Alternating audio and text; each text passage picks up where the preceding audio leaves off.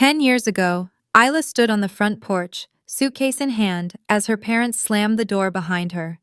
She was only 17, accused of shaming the family for a mistake she didn't even make. No goodbyes, no second chances. They erased her like she never existed. But now, they're on TV, smiling at a fancy family reunion dinner, celebrating the golden child they chose over her. They think she disappeared forever.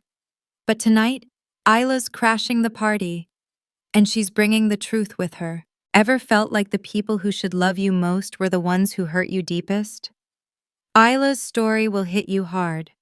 Watch until the end, then drop a comment below if you've ever been betrayed by toxic parents. Don't forget to like and subscribe for more family revenge stories. Isla never forgot the night she was kicked out. It was a Thursday. The air smelled like burned roast, and her father's voice thundered through the house. Her mother stood in the kitchen doorway, arms crossed, lips trembling, not with sadness, but with disgust.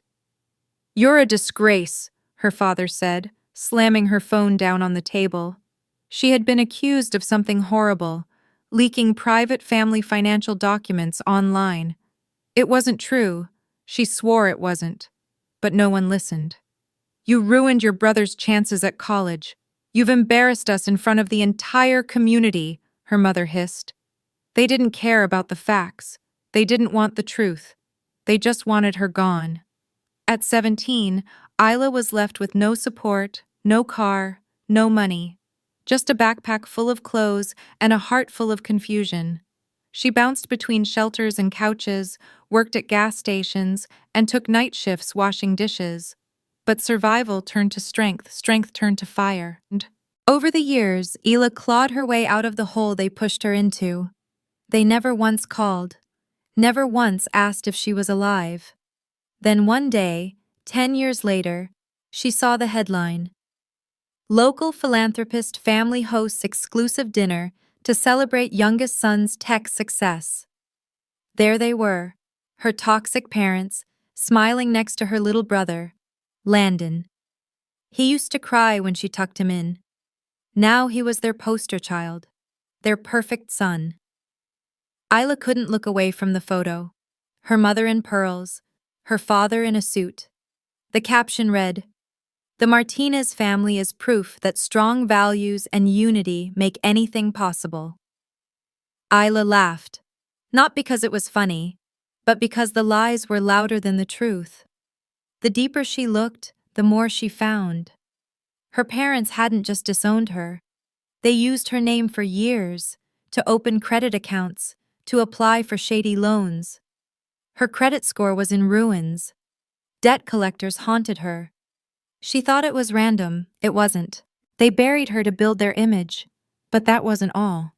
One night, while organizing old files at her job cleaning an office building, she found an old audio recorder, discarded but functional.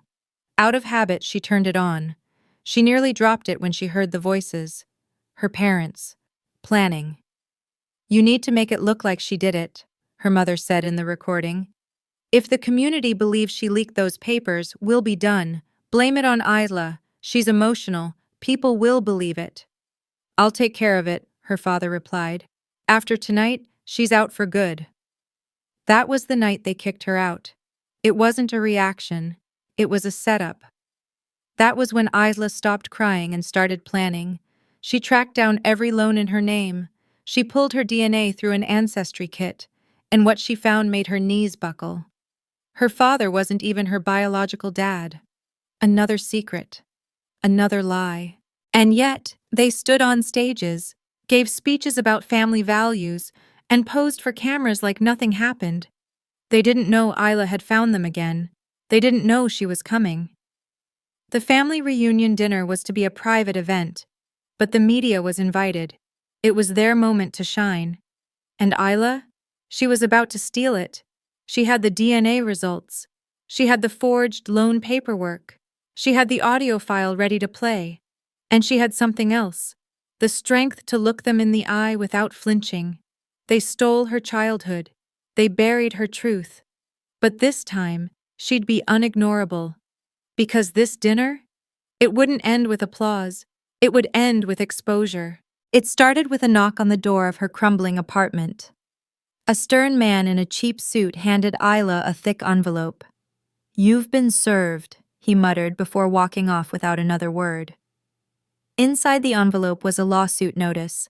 Her parents were suing her for fraud and identity theft. She laughed at first, a bitter, stunned, hollow sound, but then she saw the details. According to the paperwork, Isla had illegally opened multiple credit accounts under her father's name. They claimed she'd stolen over $80,000 and was now threatening their public image. Attached was a printed list of credit cards, bank accounts, and loans, all opened under her own name, but now flipped as if she had victimized them. She couldn't believe it. The same toxic parents who used her identity to secure high-interest business loans, the same ones who forced her out and left her homeless, were now trying to destroy her legally, just in case she ever spoke up. That was the moment Isla stopped being hurt and started getting angry. For years, she convinced herself it was enough just to survive. That building a quiet, honest life far away from them was some kind of victory. That if she let the past die, she might finally feel peace. But this wasn't peace. This was war. And they had just declared it. That night, Isla couldn't sleep. She sat in her tiny kitchen, lights off, listening to the old audio file over and over again. Her mother's voice burned in her ears. "She's emotional. People will believe she snapped. Just push her hard enough. Then we cut her off completely." They didn't just make a mistake. They calculated it. They scripted her downfall like a PR strategy. Every move, every lie, designed to protect their reputation while burying her for good. Her whole life was collateral damage for their perfect image. That wasn't just cruelty. That was evil. The lawsuit had a court date, just 2 weeks away. It was a trap, but Isla wasn't walking into it empty-handed. She spent the next few days piecing together everything she had: the loan statements in her name, the credit report showing the timeline of financial abuse, the DNA results proving her father wasn't her biological dad, despite what her birth certificate claimed. And most damning of all, the recording, crystal clear, her parents discussing the setup and how to spin the public narrative. But that wasn't enough. She needed a stage. And fate handed it to her. Her former high school friend Maria now worked as a production assistant for a local news station. They hadn't spoken in years, but when Isla reached out with just one sentence, "I have a recording that will destroy a beloved local family's image forever," Maria replied in under 5 minutes. Turns out, the family reunion dinner wasn't just a vanity event. It was being live-streamed to over 50,000 viewers as a feel-good spotlight on modern family values. A literal stage, with lights, with cameras, with press badges. Maria slid Isla a spare badge and whispered, "Wear black, blend in, wait for my cue." The night before the dinner, Isla stood in front of the mirror in her tiny bathroom, barely recognizing the woman staring back. She wasn't the scared girl who got thrown out for shaming the family. She wasn't the invisible name buried under debt and lies. She wasn't their scapegoat anymore. She was the truth. And tomorrow, the truth would be louder than the lie. But still, part of her wavered. What if they cried? What if her brother begged her not to do this? What if the public turned on her like before? That's when she checked the old voicemail app she hadn't opened in years. One unread message, from her mother, dated exactly 2 weeks after they threw her out. "We warned you not to cross us. Stay away or you'll regret it. You were never one of us, Isla. Never." That was all she needed to hear. The day of the dinner, Isla stood across the street from the grand estate they called home. The driveway sparkled with lights. Fancy cars lined the curb. Servers in tuxedos bustled in and out. Everything was staged for perfection. Isla's fingers gripped the envelope tight. Inside, the DNA results, the forged loan contracts, and a USB drive with the audio file that could burn it all down. Maria texted, You're on in 10. Back door, left side. Look for red flower vase. Isla took a deep breath. This was no longer about getting them to apologize. This was about making sure they could never rewrite the past again. It was time. Time for toxic parents to finally face the daughter they threw away. And this time she wouldn't be silent.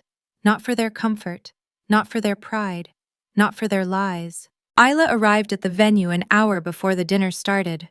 The grand mansion loomed like a fortress, lights twinkling in every window, inviting guests to witness the performance of a perfect family. Inside, the stage was already set. The toxic parents were ready for their show. Isla's fingers gripped the envelope she had carried for days. Everything she needed to destroy them was inside. The DNA results, the credit card statements, the recording, and the most damning piece, a note she had written in blood, figuratively, that said, "Tonight, I take back what's mine." She made her way to the back entrance, the red flower vase Maria had mentioned in her text standing in the corner. She wasn't alone. The staff, busy preparing for the event, barely glanced at her as she slipped inside. They didn't know who she was, and she wasn't going to tell them. Maria was waiting by the kitchen doors. With a subtle nod, she handed Isla a press badge. "You're on your own from here," Maria whispered. "I'll make sure the camera crew is ready. I'll cue you when it's time." Isla's heart raced, but she didn't let the nerves show. This wasn't the time for hesitation. She had planned every detail. She had rehearsed every line. This wasn't about revenge for the past. It was about making sure her parents never had the chance to rewrite her story again. The toxic parents had orchestrated everything. The media presence, the glamour, the fakeness. Everything had been designed to show off their perfect family, their perfect life, and their perfect success. They wanted to appear like the ideal couple, raising the perfect son. But Isla knew the truth behind the facade. The cracks had always been there, and tonight, she was going to shatter them wide open. Isla's first move was simple: sneak past the security and press without drawing attention. That wasn't hard. She blended in, acting like one of the waitstaff. She could hear the buzz of conversation from the other side of the room. Her mother's voice, high-pitched and rehearsed, carried through the air. "Landon, darling, the cameras are on us. Smile." Isla barely held back the wave of disgust. Landon, her brother, the golden child, the one who never had to lift a finger while Isla had been left to survive alone. But that was the old Isla, the girl who cried over being abandoned. That girl was dead. The woman standing in this mansion wasn't scared. She wasn't here to apologize. She was here to expose everything. Her parents had never wanted her. The truth was, they never wanted a daughter who couldn't conform to their perfect image. The night they threw her out was just the beginning. They didn't care that they had destroyed her. They cared about their reputation. And tonight, she would give them a reality check they would never forget. Isla moved quickly, blending in with the staff, until she reached the back hallway.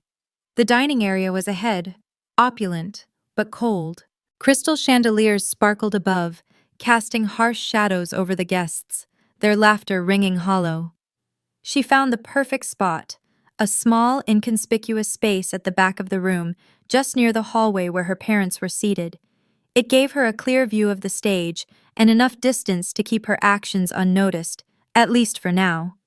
The plan was simple: get the family's attention without them realizing they were being exposed. She'd start small. A few words, an unexpected appearance, and then the truth would spill out. The first thing Isla did was send Maria a text. "Now." In less than a minute, Maria responded. The cameras shifted focus. Isla stood up, stepping into view, and slowly walked towards the family. Her parents looked up, a flicker of surprise flashing across their faces. Then it was gone. Her father smiled tightly, like a lion spotting an intruder in its den, but unsure if it should attack or retreat. Her mother's lips curled into a false smile, trying to mask the momentary panic. But Isla wasn't intimidated. Not anymore. The tension in the room was palpable as she moved toward the center of the dining area.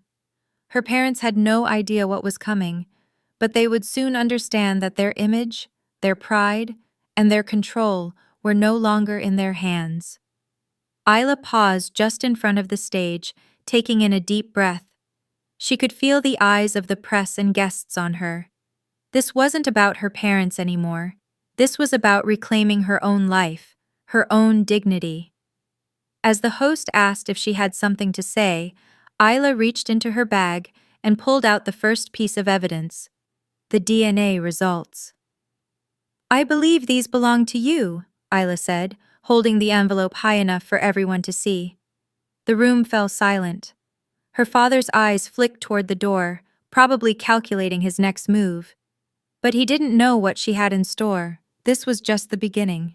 Isla smiled coldly, watching the gears in his mind grind to a halt. She knew this was his worst nightmare. Being exposed, his perfect family, his perfect son, shattered. She wouldn't give them the satisfaction of running away. This was just the first domino, and the rest would fall soon enough. The moment Isla held up the DNA envelope, a wave of confusion rippled through the room. Gasps, whispered questions, phones quietly lifted to record. Her father stood abruptly, forcing a laugh that rang hollow through the crowd. "Isla, sweetheart," he said, voice strained. "You weren't invited, but let's not ruin your brother's night." "Ruin it?" Isla raised an eyebrow. "You already did that the day you used me as your scapegoat." Murmurs spread across the dinner tables. Landon, seated beside their mother, looked from Isla to his parents, eyes wide with confusion. Her mother stepped forward now, smile frozen, voice sugary sweet. "We're so sorry for the disruption, everyone. This is a personal family matter." "No," Isla cut in. "This is exactly the kind of public lie you've been living for years, and it's time people heard the truth." She turned to face the cameras. "My name is Isla Martinez. 10 years ago, I was kicked out of this family and left to rot. They told everyone I was unstable, that I brought shame. But the truth is, my toxic parents framed me to protect themselves." She handed the DNA envelope to the nearest reporter. "Start with that," she said. "Because it proves this man," she pointed at her father, "isn't even my biological parent. Yet he used my name to open fraudulent loans and ruin my credit for years." Her father's face paled. He stepped toward her, whispering sharply, "Turn that off, now." But it was too late. Maria, standing by the cameras, tapped her earpiece. The audio file Isla had uploaded earlier began to play. It echoed through the speakers, loud and unfiltered. "Just push her hard enough, then we cut her off completely. Blame it on Isla. She's emotional. People will believe it." A chilling silence followed. The guests stared in horror. Her mother's hand trembled as she reached for the microphone, but the damage was done. Reporters crowded around Isla, flashing lights, questions flying, and in every direction, phones capturing it all. "Why did you lie about her identity? Isla, were you abused financially? Did you report them to the authorities?" Her father tried to regain control. "She's clearly confused," he said. "She's not well." "Don't," Isla snapped. "Don't you dare call me crazy again." Landon stood up now, his voice shaky. "Is it true? Any of it?" Their mother couldn't speak. Her perfect smile had cracked. Her mouth moved, but no words came out. Her father snapped, "Landon, sit down. Don't listen to her." But Landon didn't sit. He stared at Isla, then back at his parents, a storm brewing in his face. "You told me she ran away," he said. "You said she wanted nothing to do with us. You lied." The house of cards collapsed in seconds. One reporter received a live copy of the bank statements Isla had printed. Another held up the DNA results. On screen, Headlines began updating. Martinez family fraud scandal? Local tech icon's sister reveals shocking abuse by parents. Toxic parents? Hidden past of the Martinez family exposed. Security approached Isla, but they stopped short when the media formed a wall around her. She was no longer the outsider. She was the story. Her parents stood frozen, trapped in their own lies. The silence from the guests was louder than any scream. She looked at her mother, once so proud, so polished, and whispered, "Smile for the cameras, just like you taught me." Finally, justice speaks louder than their lies. If this moment made your heart pound, imagine what's coming next. Have you ever dreamed of exposing toxic parents like Isla did? Hit like, drop your thoughts in the comments, and subscribe for more raw, unforgettable revenge stories. The once celebratory dinner had turned into a battlefield. Guests whispered and pointed. Reporters exchanged glances as they reviewed Isla's documents, phones lighting up with real-time fact-checking. And in the middle of it all stood Isla, calm, steady, watching the panic rise behind her parents' eyes. Her father was pacing now, his tie loosened, his forehead beating with sweat. Her mother, frozen like a porcelain doll, clutched her wine glass with trembling fingers. Their carefully curated image was crumbling, one exposed lie at a time. Isla had lit the fuse. Now she was preparing for the explosion. Security tried once more to escort her out, but Maria intervened. "She's a whistleblower," she told them, showing her press credentials. "Touch her, and you'll be obstructing exposure of financial fraud and emotional abuse. Your boss will be on the phone with the network in minutes." The guards backed off. The cameras kept rolling. Isla stepped aside from the spotlight momentarily and pulled out her second envelope, the legal complaint she had just filed that morning, now stamped and sealed by the court. Fraud, identity theft, emotional neglect. Everything her toxic parents tried to bury was now legally documented. She handed the packet to the lead anchor who had been watching everything unfold. "This will explain the rest," she said, her voice calm. "And if it doesn't, I'll testify myself." The anchor's eyes widened as he flipped through the evidence. "You're not just taking them down in public," he said. "You're taking them to court." Isla nodded. "They never gave me justice, so I built my own." Meanwhile, her brother Landon sat off to the side, head in his hands. For the first time, he was seeing the cracks in the foundation of the family he had trusted. Isla approached him slowly. "I didn't want to hurt you," she said quietly, "but you needed to know who they really are." He didn't answer right away. Finally, he looked up at her, tears brimming in his eyes. "Why didn't they tell me?" Isla's voice broke. "Because the lie was easier to manage than the truth. Because their love always had conditions, and I broke them." A long silence passed. Then Landon asked, "What happens now?" Isla looked past him to where their parents stood, backed against the wall, reporters slowly closing in. "Now," she said, "now comes the reckoning." Her parents had spent years cultivating power, community recognition, public admiration, but the one thing they could never prepare for was exposure from within. They had underestimated her, dismissed her, cut her out of the narrative. But Isla was no longer the discarded daughter. She was the author of a new chapter, one where toxic parents don't walk away clean. As the reporters began surrounding the couple, Isla took a breath. She knew the worst was yet to come. The media would dig deeper, investigations would follow. Her parents would scramble, deflect, and maybe even strike back with lies. But for the first time in 10 years, the truth had a microphone, and Isla was ready to speak. The room had shifted from awkward curiosity to full-blown chaos. The media was no longer a passive audience. They were sharks circling blood in the water. Microphones extended, phones recorded, lights flared, and standing dead center were Isla's parents, once pillars of the community, now cornered liars drowning in their own deception. "I have nothing more to say," her father barked, hand raised to block the cameras. "This is a family matter." A reporter stepped forward. "Is it a family matter when you forge documents in your daughter's name? When you lie to the community for a decade while secretly bankrupting her future?" Her mother attempted to smile through gritted teeth. "These are outrageous accusations.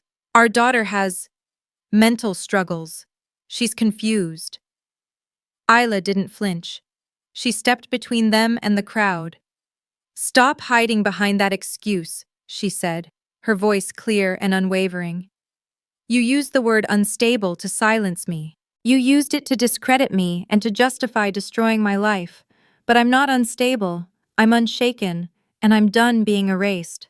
She turned to face the crowd. "These people are not the victims. They are toxic parents. They manipulated the truth, stole from me, and lied to all of you to protect their reputation. Tonight is not just my reckoning. It's theirs." Gasps echoed. Someone from the press shouted, "Do you have proof?" Isla didn't hesitate.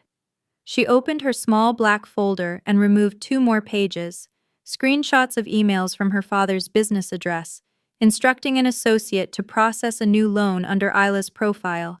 She won't notice. Attached was a forged signature. "Every lie," she said, holding up the documents, "has a paper trail." The crowd surged forward, and then it happened. Landon, her younger brother, stepped forward and took the mic from a stunned reporter. "I was raised to believe my sister abandoned us," he said slowly, voice cracking. "But tonight, I realized I was raised on a lie." He turned to face their parents, eyes filled with betrayal. "I loved you. I trusted you. But you used her, and you used me to hide it. From now on, I want nothing to do with this legacy you're trying to protect." The room went dead silent. Their mother opened her mouth, but no sound came out. Her hands trembled. Her father lunged for the mic, but security, now aligned with the press, blocked him. The cameras kept rolling. Headlines exploded in real time. Breaking: Golden family unravels on livestream. Daughter exposes toxic parents in viral confrontation. Community icon, accused of financial abuse, fraud, and family sabotage. Isla took one last look at them, these people who once controlled her every breath, and felt the weight lift off her chest. They were no longer giants. They were just people, small, panicked, powerless. Her mother's final words, barely above a whisper, echoed into the microphone as Isla turned to walk away. "You've destroyed us." Isla didn't look back. "No," she said, steady as stone. "You destroyed yourselves. I just turned on the lights." The world didn't end for Isla the night she exposed her toxic parents. But it finally began. In the weeks that followed the charity gala's public meltdown, her parents' pristine reputation crumbled like sandcastles under a tidal wave. Her father was forced to resign from the board of directors of 3 local companies. Her mother, once hailed as a pillar of philanthropy, was dropped from every foundation and committee within days. Their estate was raided by investigators, loans were audited, and the truth unraveled faster than anyone could keep up. No one could deny it now. They were not victims of a rebellious daughter. They were frauds, manipulators, and toxic parents who had weaponized parenthood to serve their own ambition. But Isla didn't gloat. She didn't show up to news interviews or plaster her face across magazine covers, though she could have. She chose silence. Because revenge wasn't about screaming, it was about freedom. The first thing she did was block every number tied to her parents. No "I'm sorry" texts, no manipulative voicemails, no dramatic pleas. Then she called her landlord and signed a lease in her own name. No more shadows of their influence hanging over her head. And finally, she returned the key to the storage unit she had used to keep the last of her childhood things. The old trophies, the family photos, the birthday cards with conditional love scribbled between the lines. She didn't want them anymore. She was done pretending those memories were anything but weapons dressed up in warm colors. Isla wasn't trying to erase the past. She was drawing a bold, unbreakable boundary around it. Her parents, for the first time in their lives, were truly alone. Landon moved out. Extended family distanced themselves. Former friends no longer returned calls. And in the court of public opinion, shame was the final sentence. "I never wanted to destroy them," Isla whispered to her therapist one morning. "I just wanted them to stop destroying me." The therapist nodded. "And you did. Not with hate, with truth." Truth, Isla learned, was heavier than vengeance, but far more permanent. She began to rebuild slowly, one step at a time. Her graphic design freelance work picked up. A small online community rallied around her, other daughters, sons, survivors, who had also endured years under toxic parents and now found the courage to speak up. They called her brave. She didn't feel brave, she just felt clear. One morning, while drinking coffee in her small kitchen with sunlight pouring in, Landon showed up at her door. No warning. "Hey," he said, holding a box of her favorite pastries. "Thought you might want some company. Real company." She smiled. "I'd like that." He stepped inside. For the first time in years, Isla didn't flinch when someone entered her home. She didn't feel watched, judged, or weighed. She just felt safe. Isla didn't expect peace to be so quiet, no crashing victories, no fireworks, just the soft click of her apartment door locking behind her every night, a silence no longer filled with fear or tension. Some days, the healing felt like progress, a successful pitch to a client, a belly laugh over dinner with Landon, a full night of sleep without waking up in a cold sweat from a memory she couldn't control. Other days, it felt like loss. Because walking away from toxic parents didn't just mean escaping harm, it also meant grieving the dream of the parents she wished she had. But grief, she learned, wasn't her enemy. It was just the echo of love that never landed where it was supposed to. Instead of fighting the grief, she welcomed it like an old friend, sat with it, wrote about it, painted it into color on her sketchpad. Sometimes, she even cried for her younger self, the little girl who kept smiling through years of guilt, control, and conditional love. The more honest she was about the pain, the lighter it felt. One day, Isla was invited to speak at a local mental health event, an open mic for survivors of family abuse. At first, she hesitated. Her story was personal, raw, and painful. But then she remembered the emails she'd received from strangers after the gala went viral. Girls her age, men in their 50s, teens hiding in library corners. They all said the same thing. "Thank you for saying what I couldn't." So Isla stood on that stage, trembling but sure. She didn't name names. She didn't dwell on revenge. She talked about freedom, about the courage it took to unlearn love wrapped in manipulation, about setting boundaries not because she hated her parents, but because she finally loved herself enough to walk away. By the end, the room was silent, not because they didn't understand, but because they did. After the event, a woman approached her, mid-60s, soft eyes. She said, "I cut off my mother last year. I still feel guilty every morning." Isla took her hand. "That's not guilt. That's grief dressed in old clothes. But it fades, I promise." They hugged. Isla didn't know where life would take her next. She didn't need a perfect plan. She just needed to keep choosing peace over performance, honesty over history. She knew now, healing isn't about forgetting, it's about finally remembering yourself. Somewhere in the quiet of her new life, Isla smiled. Not the fake one her parents demanded, a real one, soft, free, true.